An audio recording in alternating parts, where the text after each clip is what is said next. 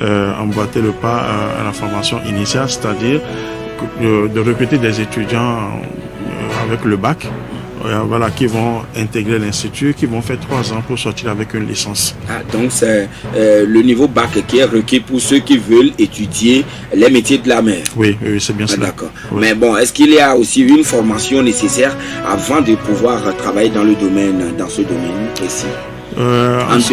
Pour ceux qui ne sont pas au niveau de bac, mais qui travaillaient déjà, faudrait-il pour eux nécessairement un niveau de formation?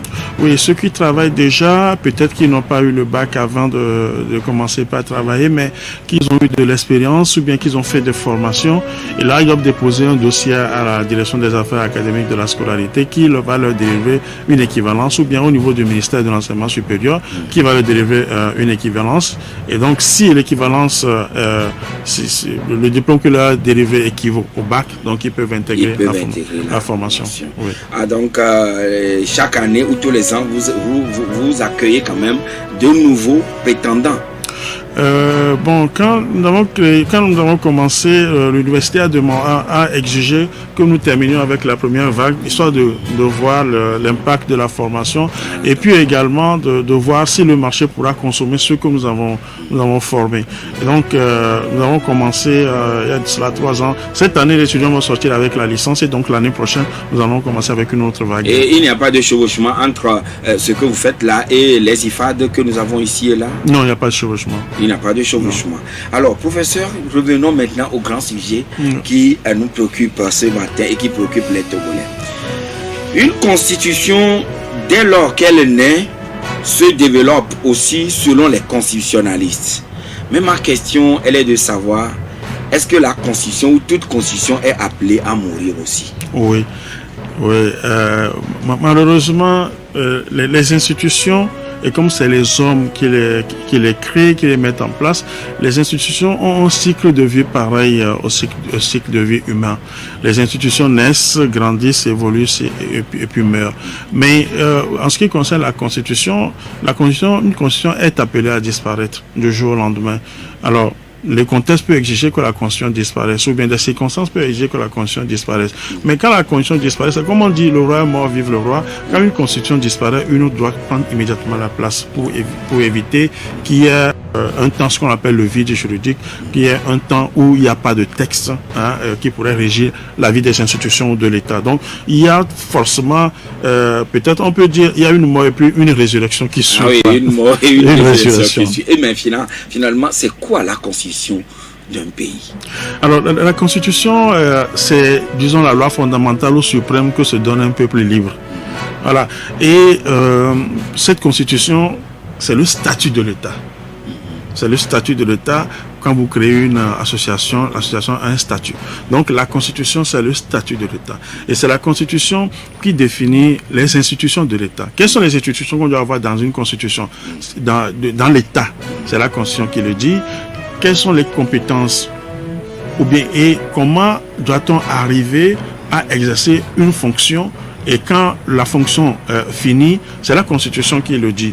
Qu'est-ce que l'institution doit faire? C'est la Constitution qui le dit. Et en dehors de ça, la Constitution prévoit des institutions qui vont protéger les droits de l'homme, qui vont régler les conflits entre les institutions qu'elle a même créées. Donc, la Constitution prend en compte tous ces aspects. Mais des fois, on dit aussi que souvent que la Constitution d'un pays tient compte des aspirations de la génération à venir. Une contre-vérité ou bien c'est l'un des éléments dont tient compte aussi toute constitution au monde? Alors, c'est un peu complexe parce que vous connaissez, il y a un principe de droit ou bien qui est dans une convention internationale qui dit que tout peuple a le droit d'améliorer ou de changer ses textes, même les meilleurs, et qu'aucune génération ne peut soumettre une autre génération à ces tests. Donc ça veut dire que chaque génération a le droit de faire ce test. On ne peut pas faire un test aujourd'hui en disant que ce test concerne les générations futures. Non. Les générations futures auront le temps de faire leur test. Oui. Et donc, quand vous mettez en place une constitution, c'est pour régler une situation ou bien c'est pour régler la vie de l'État.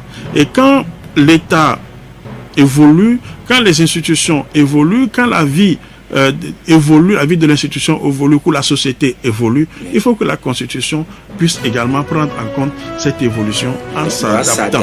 Oui. Ah oui. Oui, aux nouvelles donnes. Aux nouvelles donnes. La Constitution doit s'adapter aux nouvelles donnes. Et c'est pour ça que dans la Constitution, il est toujours prévu une disposition révision constitutionnelle où on donne la possibilité à certaines institutions pour pouvoir faire cette œuvre d'adaptation permanente de la Constitution.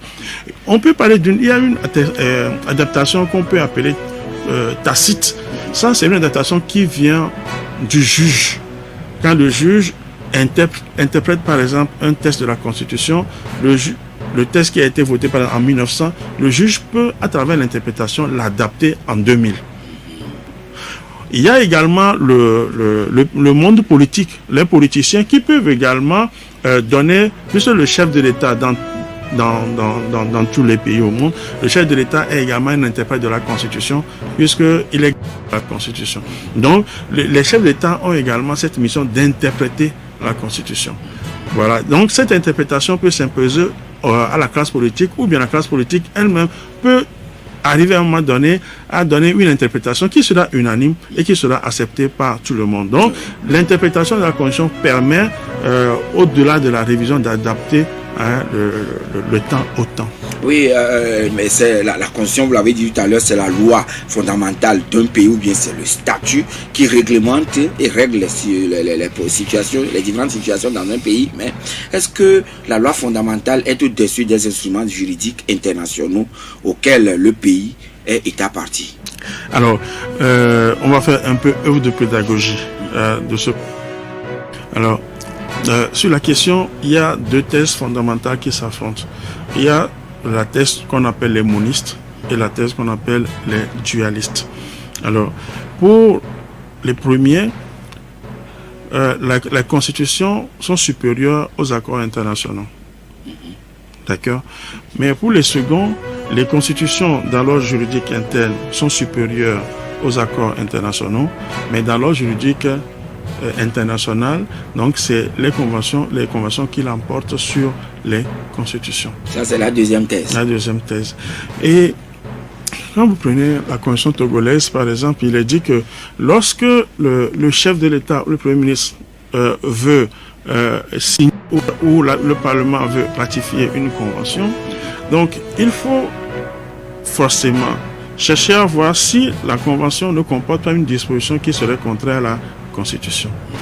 Si la Cour constitutionnelle qui est saisie constate que la Convention comporte une disposition qui est contraire à la Constitution, on ne peut pas signer cette Convention ou ratifier cette Convention, à moins de réviser la Constitution et de l'adapter à la